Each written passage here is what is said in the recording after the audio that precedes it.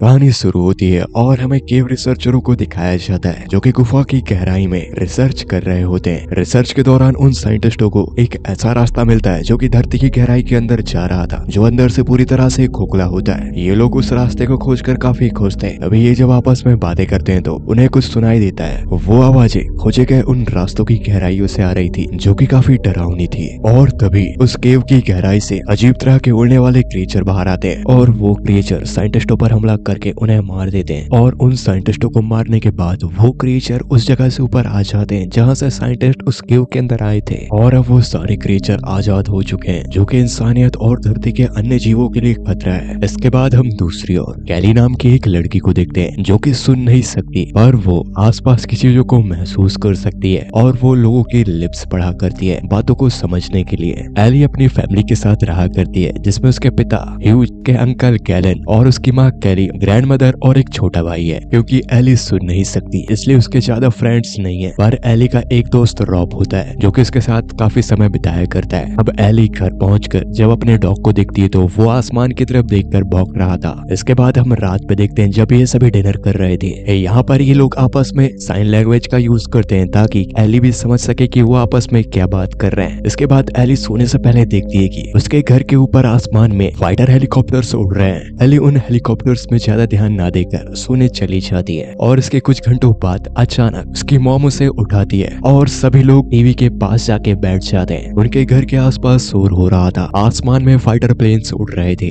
और यहाँ टीवी पे न्यूज चल रही होती है कि फिंसबर्ग और फिलाडेल्फिया में अचानक से बहुत भारी मात्रा में लोग मर रहे हैं कुछ अजीब से उड़ने वाले क्रिएचरों की वजह से, और ये तेजी से फैलता जा रहा है। ये बात सुनकर ह्यूज की फैमिली डर जाती है। यहाँ ह्यूज का पड़ोसी गैलन भी पहुंच जाता है और तभी इन लोगों को न्यूज में इफेक्टेड एरिया से एक वीडियो दिखाया जाता है जहाँ पर एक लेडी अपने आप को बचाने के लिए अपने बच्चे के मुंह में टेप लगा दिया था और वो एक नोट लोगों को दिखाती है जिसपे लिखा था कि शोर बिल्कुल भी मत करना। ये सुनने के बाद ह्यूज अपने फैमिली मेंबर से कहता है कि सभी लोग अपने फोन को साइलेंट कर लो। टीवी पर वही प्राचीन केव भी दिखाया जा रहा था जहाँ पर साइंटिस्ट रिसर्च करने गए थे और वहाँ से उन अजीब से क्रिएचरों को आजाद कर दिया। और तभी अचानक टीवी ब्लैंक हो जाती है और इमरजेंसी ब्रॉडकास्ट चैनल चालू हो जाता है जहाँ पर बताया जा रहा था कि सभी लोग घर के अंदर रहना, अपने घर के दरवाजे और खिड़कियां बंद कर लीजिए और आवाज नहीं करनी है और घर से बाहर बिल्कुल भी मत जाइए। यहाँ ह्यूज का दोस्त गैलन अपने घर से औजार और हथियार लेके आना चाहता है ताकि अगर वो सारे क्रिएचर इन पर हमला करें तो वो बचाव कर सके।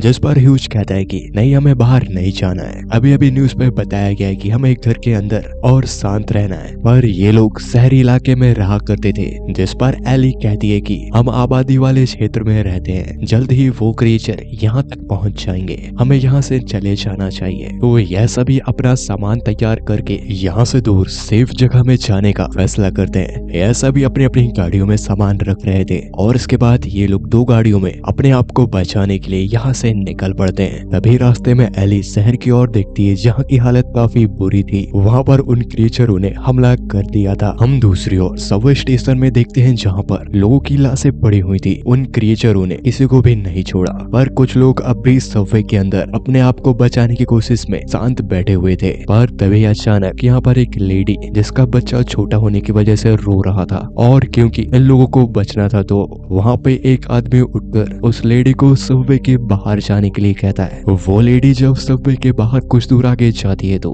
अचानक उसका बच्चा रोने लगता है और वो सारे क्रिएचर उस साउंड की ओर अट्रैक्ट होकर उन्हें खत्म कर देते हैं। दूसरी ओर ह्यूज और उसकी फैमिली कार से आगे बढ़ रही थी। उन्हें कार के रेडियो से न्यूज मिलती है कि पूरे ईस्ट स्टेट सीबोर्ड इलाके में इमरजेंसी घोषित कर दी गई है। नागरिकों को चेतावनी दी जाती है कि इन्फेक्टेड एरिया से दूर चले जाइए। यहाँ एली अपने दोस्त रॉब से बातें कर रही थी टैब पर। रॉब अब भी अपने घर पर ही होता है अपने पेरेंट्स के साथ। यहाँ ये लोग अपनी गाड़ियों से आगे बढ़ रहे थे। ह्यूज और गैलन कुछ दूर आगे जाने पर फ्यूल स्टेशन पे अपनी गाड़ी रोकते हैं। इधर गैलन और ह्यूज अपनी गाड़ी पे फ्यूल डला रहे होते हैं कि दूसरी ओर एली जो कि अपने डॉग को बाहर सुसु कराने लाई हुई थी कि तभी वहाँ पर एक आदमी उस पर गन तान देता है। ये देखकर एली की फैमिली उसकी ओर तेजी से जाती है। यहाँ पर वो शख्स ह्यूज से कहता है कि जल्दी से गाड़ी की चाबी दो। वो आदमी काफी घबराया हुआ होता है। इतने में गैलन आकर उस आदमी को अपनी पिस्टल से ठोक देता है और उसे वहाँ पर जख्मी हालत में ही छोड़कर ये लोग यहाँ से आगे बढ़ चलते हैं। थोड़ा और दूर आगे जाने पर गैलन और ह्यूज देखते हैं हैं कि आगे काफी ट्रैफिक है। तो यहाँ पर गैलन यहाँ से आगे निकलने के लिए शॉर्टकट रास्ते का इस्तेमाल करना चाहता है। तो गैलन और ह्यूज अपनी गाड़ियों को लेकर जंगल के रास्ते यहाँ से निकलना चाहते हैं। इन्हें कार रेडियो से ये भी पता चलता है कि काफी स्टेट्स में उन क्रिएचरों ने हमला कर दिया है, जिससे कि काफी लोगों की जानें गई हैं। ये उस शॉर्टकट रास्ते से आगे बढ़ रहे थे।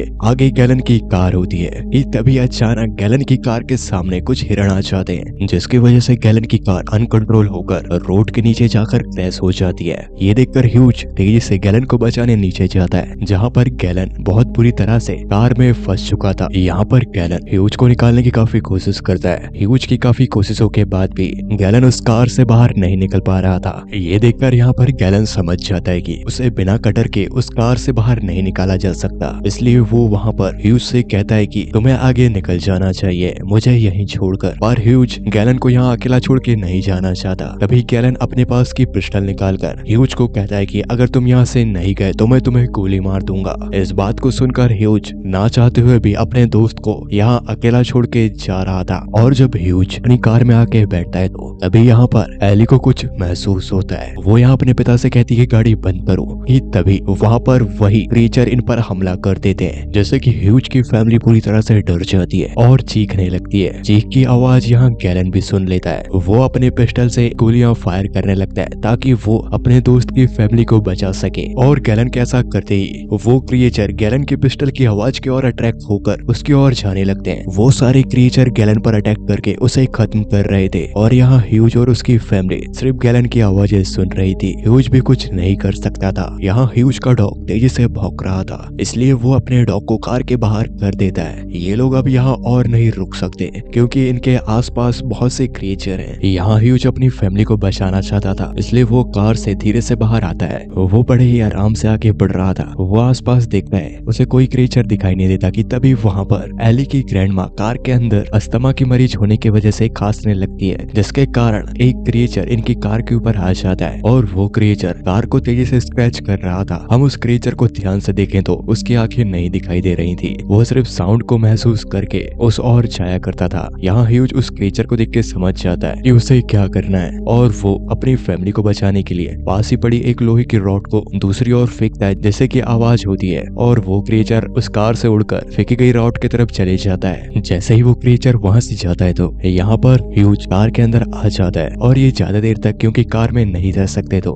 इसलिए इन्हें यहाँ से जाना था। ह्यूज यहाँ पर अपने दोस्त गैलन को देखने जाना चाहता है जो कि मर चुका था। यहाँ बड़े ही आराम से ह्यूज गैलन के पास जाता है और उसकी डेड बॉडी को कार सहित आग लगा देता है, जिससे कि सारे क्रिएचर जलती हुई कार की आवाज से उसके ओर अट्रैक्ट हों और ये लोग कार से निकलकर यहाँ से जा सकें। और ये लोग ऐसा ही करते हैं। ह्यूज अपनी फैमिली के साथ कार को छोड़कर पैदल आगे बढ़ रहा था। काफी दूर पैदल चलने के बाद ये एक जगह पर रुक जाते हैं, जहाँ पर ह्यूज आसपास दूरबीन से देखता है तो उसे पास ही एक घर दिखाई देता है और अब ये लोग बिना आवाज किए उस घर की ओर बढ़ रहे थे। तभी हम आसमान में देखते हैं वहाँ पर वैसे क्रिएचर बहुत सारे थे। इन लोगों को उस घर के पास पहुँचते तक रात हो जाती है, जहाँ उस घर के आसपास फेंसिंग लगी हुई थी और जैसे ही ये लोग फेंसिंग को छूते हैं तो वहाँ पर आवाज होने लगती है। ये लोग नीचे बैठ जाते हैं पर उस घर की मालिक बाहर आती है बंदूक लेकर। उसे उन क्रिएचर के बारे में बिल्कुल भी अंदाजा नहीं था। वो उन लोगों को गन दिखा के कहती कि तुम यहाँ से चले जाओ। वो बहुत शोर कर रही थी। फिंच और उसकी फैमिली उस लेडी को कुछ समझा पाते कि तभी वो क्रिएचर उस लेडी पर हमला कर देते हैं और उसे वो क्रिएचर खा जाते हैं। अब इसके बाद ह्यूज और उसकी फैमिली इस तार की जालियों के आसपास देखती है कि इस तार के उस पार जाने का कोई रास्ता है क्या। तभी यहाँ ह्यूज को पानी निकलने का पाइप दिखता है जो कि काफी बड़ा था और ह्यूज अपनी फैमिली को वहीं रुकने के लिए कहता है और वो उस पाइप के अंदर जाकर चेक करता है कि वो सेफ है या नहीं। वो बड़े ही आराम से पाइप के उस पार तो निकल जाता है और उस पाइप के अंदर एक स्नेक था जिसे ह्यूज नहीं देख पाता। ह्यूज पाइप के इस पार आने के बाद घर के अंदर जाके चेक करता है कि कोई और इंसान तो नहीं है, जहाँ पर उसे कोई भी दिखाई नहीं देता। तो वो अपनी फैमिली को इशारा करके एक एक करके अंदर आने के लिए कहता है। जब ह्यूज की फैमिली उस पाइप के अंदर आती है तो कुछ दूर आगे आते ही ह्यूज के बेटे को स्नेक दिखाई देता है और अब क्योंकि पूरी ही फैमिली उस पाइप के अंदर थी तो आवाज होते ही वो क्रिएचर इन पर हमला करने लगते हैं। सबसे लास्ट में ह्यूज की वाइफ कैली होती है जिसके पैर को वो क्रिएचर जख्मी कर रहे थे। ये देखकर ह्यूज अपना दिमाग लगाकर पास ही खड़ी एक हार्वेस्टिंग मशीन को चालू कर देता है, जिसकी आवाज सुनकर ह्यूज की फैमिली को छोड़कर उस हार्वेस्टिंग मशीन के अंदर जा रहे थे और वो एक एक करके मर रहे थे। ये लोग कैली को मिलकर उस घर के अंदर लाते हैं। कैली काफी जख्मी हो चुकी थी पर यहाँ एली की जो ग्रैंडमा होती है वो नर्स थी तो वो कैली का ट्रीटमेंट कर रही थी और ये लोग इसके बाद उस घर के अंदर चैन की सांस लेते हैं। हम एली को देखते हैं जो अपने दोस्त रॉब से बात कर रही थी, जहाँ पर वो एक जगह पर छुपा हुआ था। वो बताता है कि उसके पेरेंट्स को उन क्रिएचरों ने खा लिया, वो किसी तरह वहाँ से बच पाया है। पर तभी अचानक एली का रॉब से कनेक्शन टूट जाता है और कॉल कट हो जाता है। अब इसके बाद हम अगले सुबह देखते हैं जहाँ पर उस घर के आसपास अब भी वही क्रिएचर थे। यहाँ ह्यूज और उसकी फैमिली घर के अंदर होती है, जहाँ पर कैली के जख्म में इन्फेक्शन बढ़ता जा रहा था क्योंकि इन लोगों के पास मेडिसिन नहीं होती। तो ह्यूज ये फैसला करता है कि वो बाहर शहर से कुछ मेडिसिन लाएगा और यहाँ पर ह्यूज एली के साथ मेडिसिन लाने शहर की ओर जाने के लिए निकल जाते हैं। बाकी लोग घर पर ही रहेंगे। ह्यूज और एली को रास्ते में बहुत से क्रिएचर दिखाई देते हैं। ये बिना आवाज किए आगे बढ़ रहे थे। कुछ देर बाद ये शहर की ओर पहुंच जाते हैं, जहाँ इन्हें शहर पर अपने अलावा कोई दूसरा इंसान नहीं दिखाई दे रहा था। ये हर दुकानों को चेक कर रहे थे। हम तभी देखते हैं कि ह्यूज और एली को छुपकर एक आदमी देख रहा होता है, जिसके बारे में ह्यूज और एली नहीं जानते थे। इन्हें एक मेडिकल शॉप मिल जाती है। जब ये उसके अंदर जाते हैं तो वहाँ बहुत सी डेड बॉडीज पड़ी थी। ये बिना आवाज के वहाँ पर मेडिसिन ढूंढ रहे होते हैं। तभी कुछ देर बाद एली वहाँ देखती है कि उन डेड बॉडीज में क्रिएचरों के अंडे थे। वो ये देखकर समझ जाती है कि क्रिएचर अपनी संख्या बढ़ा रहे हैं। ह्यूज को वो मेडिसिन मिल जाती है जिसकी खोज में ये लोग यहाँ पे आए थे। पर तभी अचानक वहाँ पर वही क्रिएचर आ जाते हैं। ये लोग किसी तरह उन क्रिएचरों को चकमा देकर वहाँ से बाहर आते हैं। कुछ दूर आगे जाते ही इनके सामने वही आदमी खड़ा था जो पहले इन्हें छुपकर देख रहा था। जब ह्यूज और एली उसके पास जाते हैं तो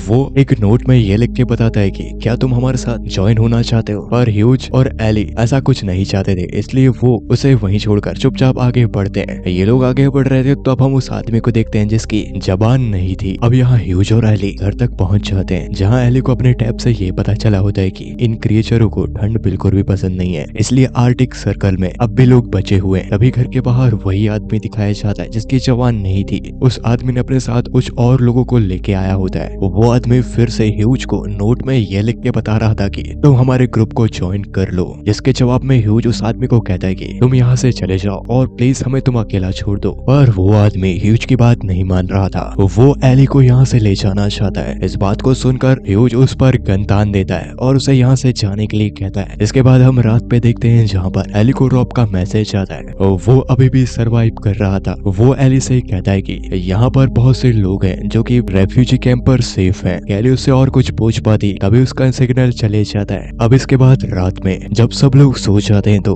तभी अचानक उनके घर के आसपास फोन रिंग कर रहे थे। दरअसल ये फोन उसी बिना जवान वाले आदमी ने लगाए होते हैं। वो इन लोगों को खत्म करना चाहता है। ये लोग किसी तरह उन फोन्स को बंद करते हैं कि तभी अचानक कुछ लोग आकर एली को पकड़कर उस घर से बाहर ले जाने लगते हैं। यहाँ ह्यूज और उसकी पूरी फैमिली उन लोगों से लड़ रहे थे और आवाज होने के कारण वो क्रिएचर भी इन पर हमला कर रहे होते हैं। पर यहाँ पर एली की ग्रैंडमदर अपने बच्चों को बचाने के लिए उन गुंडों को पकड़कर बहुत तेजी से आवाज करने लगती है, जिससे कि वो सारे क्रिएचर उन पर हमला कर देते हैं। जैसे कि एली की ग्रैंड माँ मर जाती है, पर अब भी वो बिना जवान वाला आदमी जिंदा था। ये देखकर ह्यूज और उसके बाकी फैमिली मेंबर मिलकर उस आदमी को मार देते हैं और इसके बाद अगली सुबह ये लोग वहाँ से आगे निकल चुके थे। ये सभी उस रेफ्यूजी कैंप की ओर बढ़ रहे होते हैं, जिसके बारे में रॉब ने एली को बताया होता है। और एली को रॉब का मैसेज मिल गया था कि वो रेफ्यूजी कैंप कहाँ पर है। और इसके बाद रॉब के साथ मिलकर एली उन क्रिएचरों का शिकार कर रहे होते हैं। जब तक ये क्रिएचर इस दुनिया में है तब तक ये लोग इसी तरह रहेंगे। और इसी के साथ द साइलेंस मूवी यहीं पर खत्म हो जाती है। उम्मीद करता हूँ आप लोगों को मेरा एक्सप्रेशन पसंद आया होगा। मैं हर साल जल्दी ही मिलता हूँ आपको किसी और वीडियो में। तब तक भूलना मत दोस्तों।